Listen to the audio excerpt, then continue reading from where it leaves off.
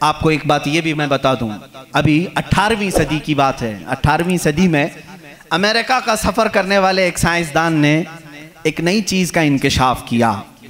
Atlantic ocean में या समंदर के एक हिस्से में एक ऐसी जगह है जो बिल्कुल ही डार्क है, डार्क स्पेस उसको कहते हैं, यानी वहाँ रोशनी बिल्कुल नहीं, सूरज की एक किरण भी वहाँ नहीं आती, इतना वहाँ पर, इतनी वहाँ तारीकी है। ये कब? 18वीं सदी में, यानी आज से 200 साल पहले की बात है। उसने इंकशाफ किया, दुनिया को बताया, मैंने एक ऐसी जगह देखी, बहुत ही डार्क है, बहुत अंधेरा है। वो जब वापस आया तो उलमाए रब्बानीयीन ने सूरह नूर की कुरानी आयतें पढ़ी। अल्लाह फरमाता है कि इज़ा अखरज यदहु लम यकद यराह व मन लम यजअलिल्लाहु लहू नूरन फमा लहू मिन नूर।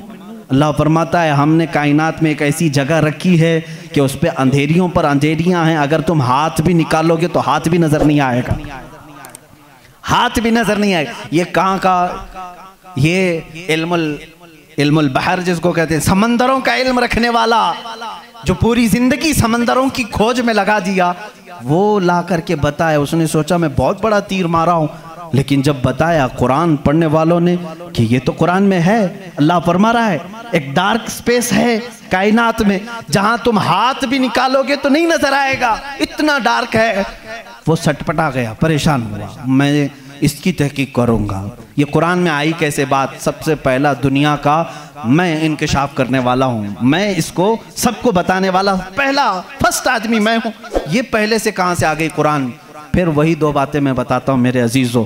उसको भी यही झटका लगा कि ये कुरान उस ज़माने में नाजिल हुआ जब साइंस का वजूद नहीं था, और उस पर नाजिल हुआ जिसको दुनिया में किसी ने सिखाया नहीं था।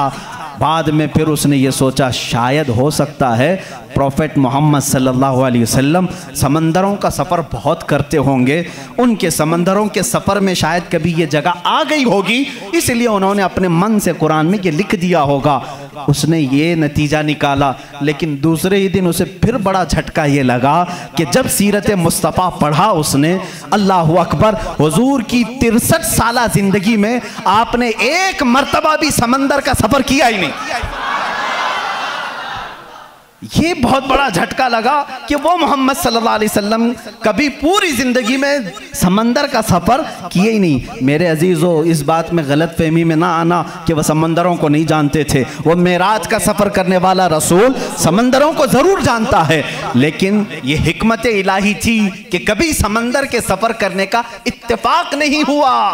अब उसे झटके भर झटका ये लगा जो कभी समंदर को गया ही नहीं, वो अगर अटलांटिक ओशियन में मौजूद डार्क स्पेस को बताता है तो जरूर वो अपने पेट से नहीं बता रहा है, वही उसको बताया होगा जिसने डार्क स्पेस बनाया है। यही अल्लाह रब्बुल इज्जत के वहदानियत की निशानियां हैं, उसके वजूद की निशानियां हैं। कुरान पढ़ो, इसमें बहुत सारी चीजें